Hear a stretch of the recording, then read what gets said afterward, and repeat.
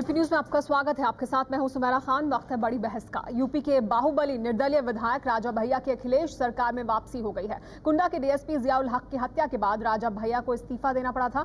राजा भैया पर पहले से 8 क्रिमिनल केस चल रहे हैं। अखिलेश सरकार में राजा भैया अकेले दागी मंत्री नहीं है, करीब आधे से अधिक मंत्रियों पर कई मुकदमे चल रहे हैं।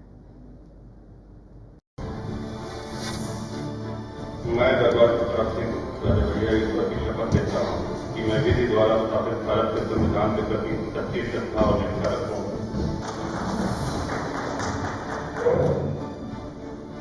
डीएसपी हत्याकांड में नाम आने के बाद राजा भैया को इसी साल मार्च में मंत्री की कुर्सी छोड़नी पड़ी थी, लेकिन 6 महीने के अंदर ही राजा भैया की वापसी हो गई है। उन सब जांचों से, उन सब आरोपों से बेदाग बरी हुए हैं और जैसा कि मैंने पहले कहा, ये नेताजी और आदरणीय मुख्यमंत्री जी का विश्वास है, उनका स्नेह है, जो मुझको ये दायित्व दोबारा मिला। राजा भैया के बारे में अटकलें लग रही थी कि वो बीजेपी में शामिल हो सकते हैं। इसके अलावा राज्य के कई बड़े ठाकुर मंत्री विभाग बदले जाने से नाराज भी थे। माना जा रहा है कि ठाकुर बिरादरी को जोड़े रखने के लिए राजा भैया की सरकार में वापसी हुई। हमने तो उस समय भी कहा था कि राजा भैया निर्दोष हैं, लेकिन उस समय मीडिया के दबाव में नहीं बात मानी गई। आज जब सीबीआई ने उनको निर्दोष साबित कर दिया तो फिर वो मुख्यमंत्री ने उनको वापस ले लिया। मुजफ्फरनगर दंगे में ठाकुर बिरादरी से आने वाले विधायक संगीत सोम और सुरेश राणा की गिरफ्तारी से भी ठाकुर समाज के लोग नाराज बताए जा रहे हैं। यूपी में इस समाज के करीब 8% वोटर हैं। कांग्रेस कह रही है कि राजा भैया जैसे लोगों की मुलायम को जरूरत भी है यूपी में। हाँ, तो उनको तो समाजवादी पार्टी को तो ऐसे ही लोगों की आवश्यकता है। गंभीर उनका आरोप है, हालांकि सीबीआई ने क्लीन चिट। हाँ ठीक है, तो मैंने कहा ना कि समाजवादी पार्टी को ऐसे ही लोगों की आवश्यकता है। जिन आजम खान के दबाव में राजा भैया को मंत्री पद छोड़ना पड़ा था, बताया जा रहा है कि मंत्री बनवाने के लिए उन्हीं ने इस बार पैरवी की है। बीजेपी कह रही है कि जब आजम खान और शिवपाल जैसे नेता मंत्री हो सकते हैं तो भला राजा भैया के मंत्री बनने में बुराई ही क्या है। शिवपाल यादव और आजम खान जैसे लोग मंत्री बन सकते हैं तो राजा भैया क्यों नहीं बन सकते हैं। मुझे लगता है कि इस सरकार से इससे ज्यादा कोई उम्मीद की भी नहीं जानी चाहिए। 5 बार विधायक का चुनाव जीत चुके राजा भैया पर 8 आपराधिक मामले दर्ज हैं। 2004 से राजा भैया मुलायम के साथ हैं, लेकिन डीएसपी हत्याकांड में नाम आने के बाद उन्हें कुर्सी छोड़नी पड़ी थी। सवाल यह है कि पूर्ण बहुमत की सरकार होने के बाद भी मुलायम को निर्दलीय राजा भैया के सामने घुटने क्यों टेकने पड़े। और इसी के बाद ये बड़ा सवाल जिस पर हम बड़ी बहस करेंगे कि क्या अखिलेश के राज में गुंडों का प्रमोशन हो रहा है। इस पर बात करने के लिए हमारे साथ मेहमान मौजूद हैं। हमारे साथ इस पर बात करने के लिए समाजवादी पार्टी से बुक्कल नवाब साहब मौजूद हैं। इसके अलावा हमारे साथ बीजेपी के प्रदेश अध्यक्ष लक्ष्मीकांत वाजपेयी जी मौजूद हैं। हमारे साथ इसके अलावा कांग्रेस पार्टी के प्रवक्ता मीम अफजल साहब मौजूद हैं। मेरे सहयोगी विजय विद्रोही हमारे साथ इस चर्चा में रहेंगे। हमारे साथ बीएसपी से सुधींद्र भदौरिया भी जुड़ेंगे। लेकिन सबसे पहले बुक्कल नवाब साहब, आपसे मेरा सवाल कि अखिलेश सरकार में क्या हो रहा है, ये क्यों इस तरह के लोग जिनके खिलाफ मामले हैं, जो दागी हैं, उनका प्रमोशन किया जा रहा है। राजा भैया को एक बार फिर मंत्री बना दिया गया।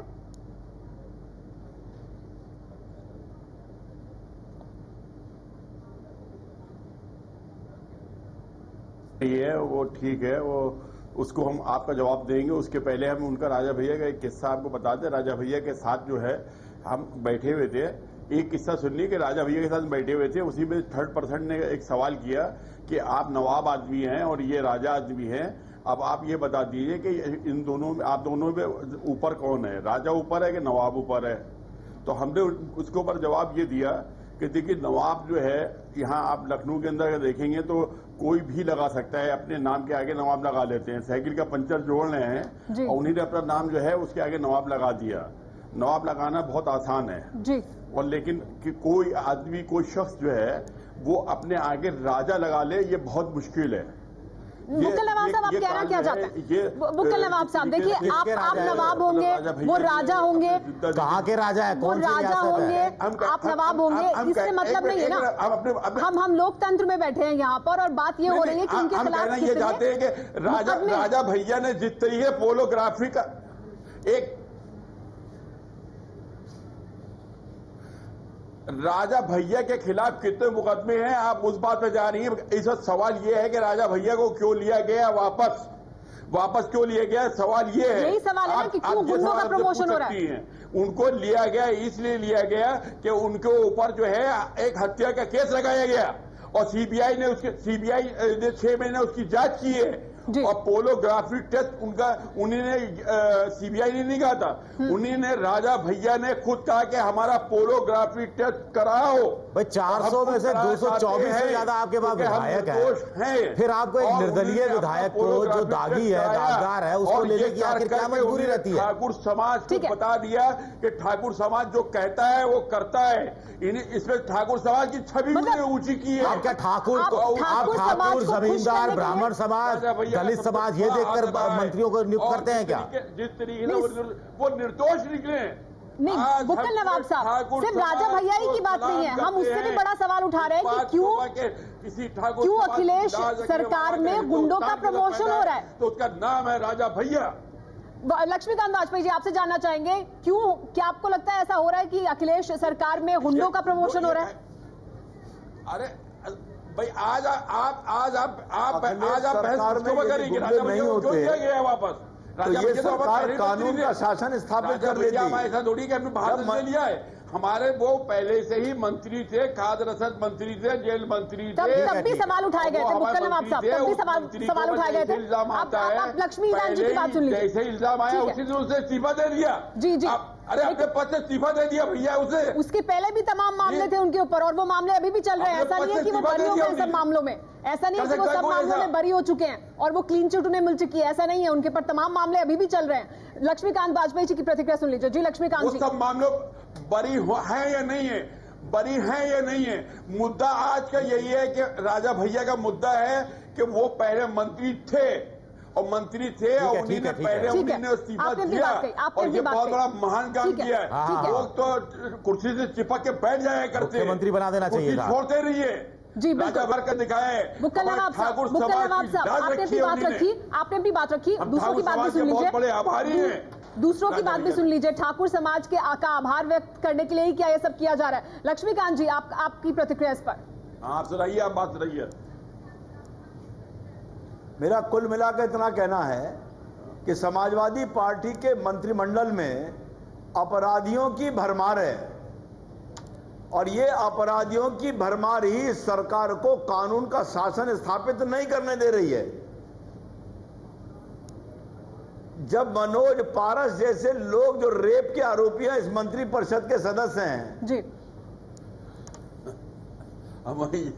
तब फिर कुछ कहने को बचता नहीं है सरकार के कार्यकाल में। लेकिन यूपी में नवाब साहब बोल रहे थे, यूपी में जब कल्याण सिंह की सरकार थी, राजनाथ सिंह की सरकार थी आपकी बीजेपी की, यही राजा भैया उसमें भी मंत्री थे, सबसे ज्यादा पाक साहब थे क्या? अगर है तो भारतीय जनता पार्टी के अंदर है 52.2% है, हम 49% है। हमने उसका परिणाम भोग लिया। अब ये होगा बुक्कल नवाब साहब, भोग लिया इनके जो बुक्कल नवाब साहब, अब ये होगा कि वहां पर 52% है और हमारे पास 49.9% है। आजम खां को क्यों नहीं इस्तीफा दिलवाते?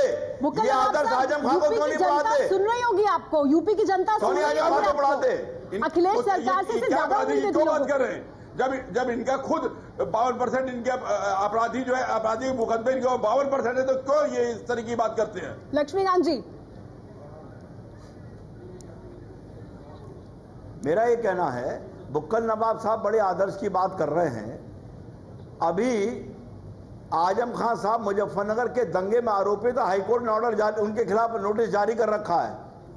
एक दूसरे काबीना मंत्री, दूसरे दर्जे के काबीना मंत्री के खिलाफ हाईकोर्ट जवाब मांग रहा है। वो क्यों पद पर बैठे हुए हैं? जी राजा का नार्को टेस्ट, ये मुद्दे से हट के बात कर रहे हैं, जो मुद्दा है उससे हट के बात कर रहे हैं। राजा भैया कल्याण सिंह और राजनाथ सिंह की सरकार में भी शामिल थे ना। लक्ष्मीकांत जी, लेकिन आप विजय विद्रोही के सवाल का जवाब दे दें, फिर जो आप सवाल उठा रहे हैं उसका जवाब हम बुक्कल नवाब साहब से लेंगे। ये मुद्दे से हट के बात कर रहे हैं। लक्ष्मीकांत जी, क्यों आपकी सरकार में वो मंत्री थे? जी, क्यों सबको अच्छा लगते हैं राजा भैया?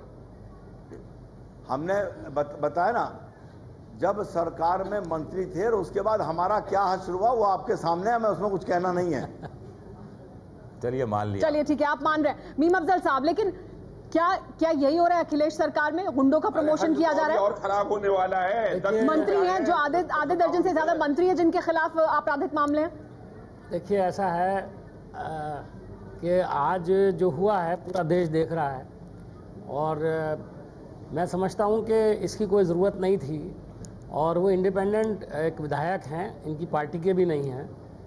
अब क्या ऐसी मजबूरी थी, ये तो अभी बुक्कल नवाब साहब की बहुत सारी बातचीत, जो अभी कास्ट का कुछ जिक्र कर रहे थे, मेरे ख्याल है इतने निचले दर्जे पर सियासत करने की क्या इनको ज़रूरत पड़ रही है, मेरी समझ से तो बाहर है। देखिए, उनके ऊपर चार्जेस थे, ये बात सही है, उनके ऊपर बहुत सारे केसेस हैं जी। और उनका इमेज बाहुबली का है, इससे कोई इनकार नहीं कर सकता, सब लोग जानते हैं जी।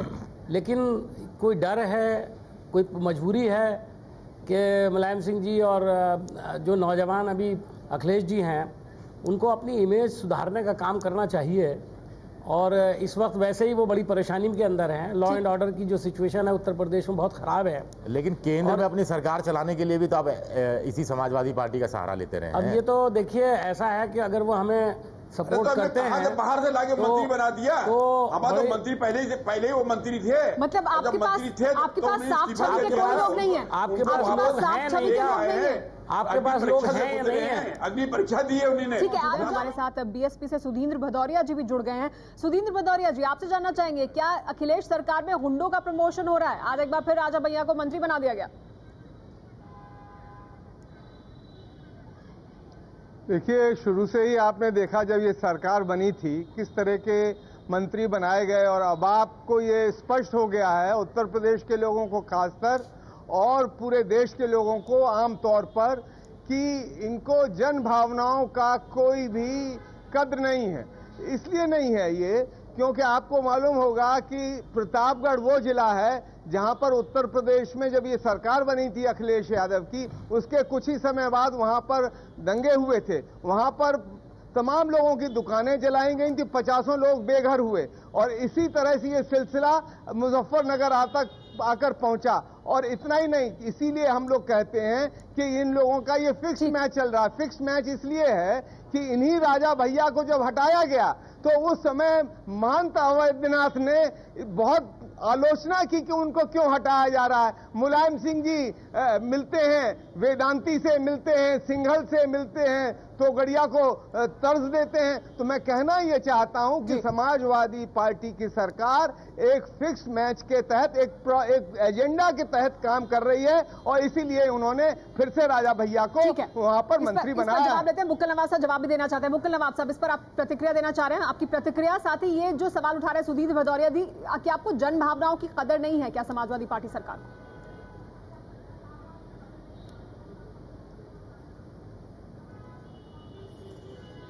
देखिए, ऐसा है कि ये जो जिस तरीके से अभी इन्होंने कहा है, हमारे लक्ष्मीकांत वाजपेयी जी ने कहा है कि जब हमारी पार्टी के अंदर राजा भैया थे तो हमारी पार्टी की दुर्दशा क्या हो गई थी, हम अब खत्म हो गए थे। ये इन्होंने ये बात कह के ठाकुर समाज का अपमान किया है जी।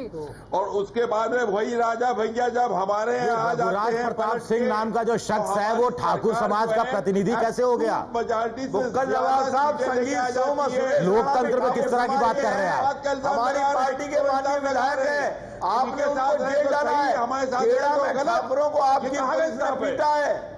नहीं, बुक्कल नवाब साहब, क्या सिर्फ इस वजह से उन्हें एक बार फिर मंत्री बनाया गया है? रघुराज प्रताप सिंह को क्या सिर्फ इस वजह से एक बार फिर मंत्री बना रहे हैं क्योंकि आप वोट पर नजर रख रहे हैं, क्योंकि आप बार बार एक जाति विशेष की बात कर रहे हैं कि ठाकुर समुदाय का सम्मान बढ़ा है, उनकी नाक बढ़ी है, इस वजह से आप उन्हें बार बार मंत्री बनाना चाहते हैं, चाहे भले ही उनके खिलाफ 1 दर्जन से ज्यादा क्रिमिनल मामले हो? देखिए, आप घुमा फिरा के अगर बात करना चाहती है कि नहीं, ये घुमा फिरा के बात नहीं है बुक्कल नवाब साहब, ये सीधी बात है। मैं ही कह दिया था कि राजा भैया जो है, राजा, आप देखिए, अगर सवाल के जवाब ले लीजिए, सवाल तो जवाब ले लिए। राजा भैया को मंत्रिमंडल में क्यों शामिल किया गया? राजा भैया को मंत्रिमंडल में शामिल नहीं किया गया, राजा भैया मंत्री थे, राजा भैया मंत्री थे। और राजा भैया जिस वक्त उनको ऊपर एलिगेशन लगाया गया, उन्हीं ने सबसे पहले इस्तीफा सौंप दिया। बुक्कल नवाब साहब, उस समय क्यों शामिल किया गया था? सवाल तब भी उठाया था कि आपने तब क्यों शामिल किया, आपने क्यों शामिल किया? और सिर्फ रघुराज प्रताप सिंह नहीं, बुक्कल नवाब साहब, सवाल इससे भी आगे है। सिर्फ रघुराज प्रताप सिंह नहीं, उससे आगे भी हम सवाल पूछ रहे हैं कि बाकी और तमाम मंत्री आपके जिनके खिलाफ आपराधिक मामले, उन्हें मंत्री क्यों बनाया गया? क्यों गुंडों का प्रमोशन हो रहा है अखिलेश सरकार में? ये बड़ा सवाल है। मुझे जानना ही चाहेंगे कि सिर्फ हम रघुराज प्रताप सिंह की वजह से बात नहीं कह रहे हैं, और भी तमाम लोग हैं अखिलेश सरकार में जिन्हें मंत्री पद दिया गया है, या और लोग जो उनकी सरकार में शामिल हैं जिनके खिलाफ आपराधिक मामले हैं। जी हाँ, और हम अपनी तरफ से बात नहीं कर रहे। ये एसोसिएशन फॉर डेमोक्रेटिक रिफॉर्म्स और न्यू इलेक्शन वॉच के जो आंकड़े हैं वो ये कहते हैं कि उत्तर प्रदेश में अखिलेश सरकार के मंत्रिमंडल के 54% ऐसे मंत्री हैं जिन पर आपराधिक मामले दर्ज हैं और गंभीर मामले दर्ज हैं, जिसमें हत्या की कोशिश, रेप, बलात्कार और अपहरण और डकैती जैसे मामले इसमें शामिल हैं। लेकिन अगर हम बात करें कि दूसरी राज्य सरकारों की, चाहे बीजेपी की हो चाहे कांग्रेस की दूसरी राज्य सरकार है, वहां भी कमोबेश एक अच्छी संख्या में लोग हैं जो दागदार मंत्री हैं। बीजेपी की है जी, तो आपके मंत्रिमंडल में 49% है आपके मुताबिक बुक्कल नवाब साहब। 49% लोग आपराधिक मामले उनके खिलाफ, हत्या, अपहरण, डकैती, बलात्कार। 49 है, इनके 52% है बीजेपी। इस तरह के मामले इन सभी लोगों के खिलाफ जो आपके मंत्रिमंडल का हिस्सा है। मतलब कंपटीशन है इनका। देखिए अभी आपने ब्रेक से जाने से पहले ये सवाल किया था हमसे कि हम ये ब्रेक पे लौट के आ रहे हैं जी, अभी वापस आ रहे हैं और आपके आपराधिक जो है वो बढ़ते चले जा रहे हैं। उसका जवाब ये है कि हमने जितने भी अपराधी थे, यहाँ वो मुख्तार अंसारी था, अपराधी थे, तो अपराधी उनको मुख्तार अंसारी को जो है हमने अलग कर दिया और उनको अपनी मजबूर होकर नई पार्टी बनाना पड़ी। हमने अतीक अहमद को जो हमारी पार्टी में थे हमने अलग कर दिया। पारस को क्यों नहीं अलग किया? वो रेप का आरोपी है। नई पार्टी बनाना पड़ी। मनोज पारस को, यादव को हमने अपनी पार्टी से हटा दिया, निकाल दिया। फिर अभी भी बचे हैं, लोगों को हटाया है। अभी बहुत साफ सफाई की जरूरत है। बुक्कल नवाब साहब, गुड्डू पंडित, मनोज कुमार पारस, राजा भैया, ये तमाम लोग, और इनके खिलाफ तो आपकी सरकार कोशिश ये कर रही थी कि आपराधिक मामले जो उनके खिलाफ दर्ज है उन्हें आप वापस करवा दें, वो मामले खत्म करवा दें, बजाय इसके कि आप अपनी सरकार को साफ करें, वहां पर आपराधिक मामलों वाले लोग ना हो। उसके अलावा आप कोशिश ये करें कि लोग इस तरह के उनके खिलाफ मामले ही खत्म हो जाएं। जी, सुधींद्र भदौरिया जी इस पर प्रतिक्रिया देना चाहते हैं। जी सुधींद्र जी। देखिए, ऐसा है, ये सारा इनका आई वॉश है। इन्होंने पहले पंडित सिंह को ऐसे ही पहले मंत्रिमंडल से हटाया और फिर थोड़े दिन बाद एक नकली जांच करके उनको फिर से रख लिया। इसी तरह से इन्होंने राजा भैया के साथ किया है। और आपको मालूम है, ये सभी लोग आलोचना करते थे बाबू सिंह कुशवाहा की, अब उन्हीं की पत्नी को उन्होंने टिकट दे दिया है गाजीपुर से। तो ये इनका पूरा इतिहास और इनका भूगोल सब लोग जानते हैं। ददुआ के परिवार के लोगों को इन्होंने वहां जिताया। पूरा उत्तर प्रदेश में जिस तरह से अपराधी लोग भदौरिया जी, लेकिन मायावती सरकार में भी आपराधिक मामले जिनके खिलाफ थे वो लोग शामिल थे। स्पष्ट हो गया है। लोकायुक्त को आखिरी महीने में करीब 6 या 8 मंत्री हटाने पड़े थे। पड़े थे अपनी सरकार से होती थी और उनको फिर से मंत्री नहीं बनाया दिया जाता था और उनको फिर से मंत्री नहीं बनाया जाता था। जिनके खिलाफ कार्रवाई की जाती थी उनको जेल में ठूस दिया जाता था। इनकी तरह नहीं कि पहले थोड़े दिन पे हटाइए फिर उनको और बड़ा जवाब ले लेते हैं। बुक्कल नवाब साहब, पहले हटाते हैं आप लोग और लोगों को दिखाने के लिए जांच करते हैं और फिर वापस शामिल कर लेते हैं, जैसे रघुराज प्रताप सिंह को किया। हमको भी मौका दे दीजिए भाई। जी बोलिए बुक्कल नवाब साहब। क्या किया? मैं आ रही हूँ लक्ष्मीकांत जी आपके पास। आराम फरमा रहे हैं, लग नहीं रहा है ना आवाज। बुक्कल नवाब साहब के पास हमारी आवाज नहीं जा रही। लक्ष्मीकांत जी, आपकी प्रतिक्रिया। नवाब है ये।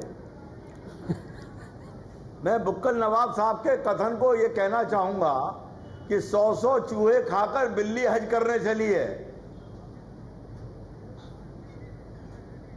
और सुधींद्र भदौरिया जी जो बोल रहे थे, मैं पूछना चाहता हूं कि बहुजन समाज पार्टी की क्या मजबूरी थी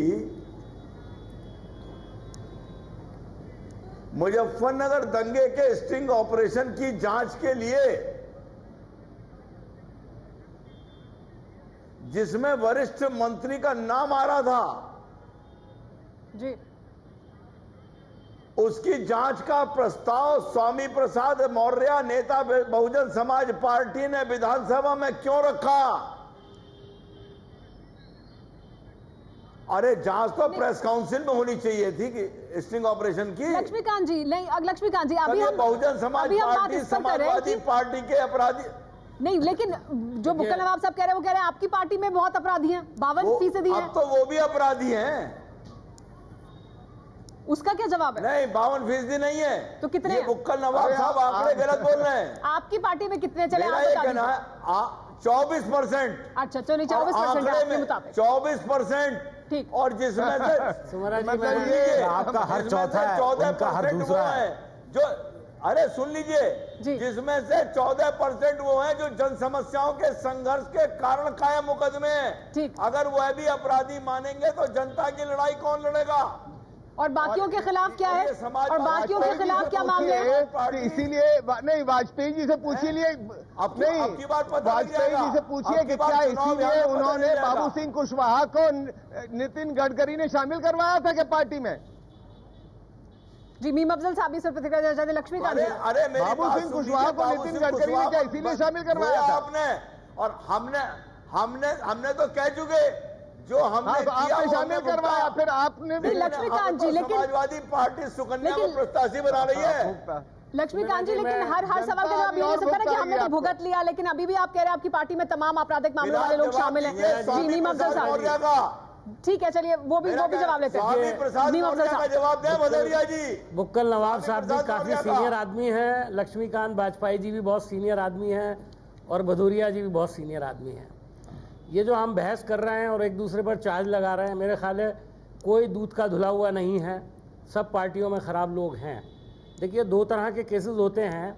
एक केसेस तो वो होते हैं जो, लेकिन क्या आप मानते हैं कि यूपी सरकार में इस समय बढ़ावा दिया जा रहा है? मैं वही बात, मैं उसी तरफ आ रहा हूँ। थोड़ा सा मैं चाहता था, क्योंकि आपने मुझे बहुत देर के बाद मौका दिया, मैं जरा इस बात को सीरियसली करना चाहता हूँ। सिर्फ आरोप लगाना, इल्जाम तराशी और जवाब देना या दूसरे पर इल्जाम लगाने से मसला हल नहीं होगा। बुनियादी बात यह है कि ये सब पार्टियों को अब तय करना पड़ेगा, इसलिए कि अब आज मीडिया इतना ओपन है कि एक मिनट के बाद हर खबर आपके यहाँ आवाम के दरमियान में चली जाती है। अब इस छवि के लोगों को देखिए, जो दो तरह के लोग हैं, जो उसका लक्ष्मीकांत वाजपेयी जी ने भी जिक्र किया। कुछ लोग ऐसे हैं जो अवामी तहरीकों में जेल जाते हैं, उनके ऊपर केसेस बना दिए जाते हैं, कहीं बदले की भावना से, कभी किसी। लेकिन कुछ सीरियस केसेस होते हैं, जैसे रेप का केस है, डिक्वाइटी का है, कत्ल का है। उसको यकीनन हमें देखना चाहिए कि इस तरह की जो छवि के लोग हैं वो किसी भी पार्टी में न रहें। और तो आपकी मजबूरी है, अब तो आप लोगों की मजबूरी हो गई सुप्रीम कोर्ट के आदेश के बाद। अगर ये मजबूरी सही है तो मैं समझता हूँ इस मजबूरी को हमें एक्सेप्ट कर लेना चाहिए। ये देश में निजाम को साफ करने के लिए एक बड़ा अच्छा हमको मौका मिला है, लेकिन और सब पार्टियों को इसका तय करना चाहिए। मैं समझता हूँ, देखिए अभी राहुल जी ने एक बात कही, बड़ी चर्चा हुई इसकी, और उन्होंने एक बिल को, एक ऑर्डिनेंस के बारे में एक फैसला। अब आपकी पार्टी को तो और लोग करीब से देखेंगे। मैं आ रहा हूँ मेरी पार्टी में भी जरूर यकीनन मैं कोई ऐसे इनकार नहीं करूंगा। सफाई करने का काम है। राहुल जी तो मैं समझता था कि नौजवान चीफ मिनिस्टर है। बुक्कल साहब जरा मेरी बात सुन ले आप। लक्ष्मीकांत जी जवाब दे रहे थे, ये लक्ष्मीकांत जी बोल रहे थे। मैं ये कहना चाहता हूँ कि राहुल का नहीं है कि वो मुद्दा जो है राजा भैया का मुद्दा है, वो नौजवान है और मैं समझता हूँ कि हवाई बहुत करना चाहिए। उनका कैरियर बहुत साफ सुथरा है और उनको अपने जैसे साफ सुथरे कैरियर के लोगों को बढ़ावा देना चाहिए।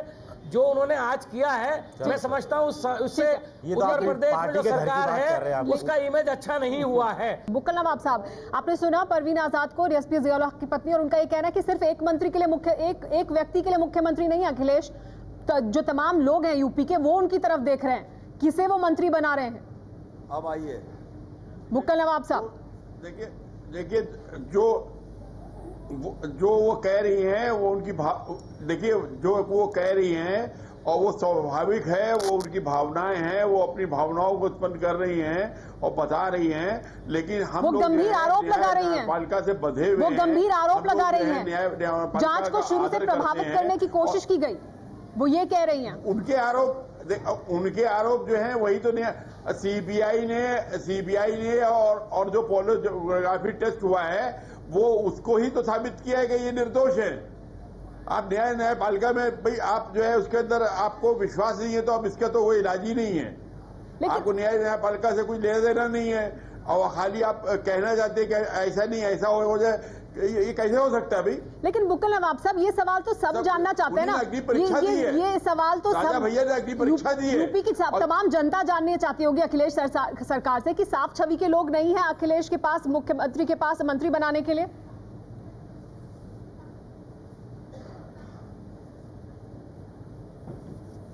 अरे भैया आज जो मंत्री बनाए राजा भैया बनाए गए हैं उसके वही मुद्दा है और राजा भैया को बनाया है तो हमने कोई गुंडा बदमाश लाके हमने नहीं बना दिया है, वो पहले से ऑलरेडी हमारे वो मंत्री थे।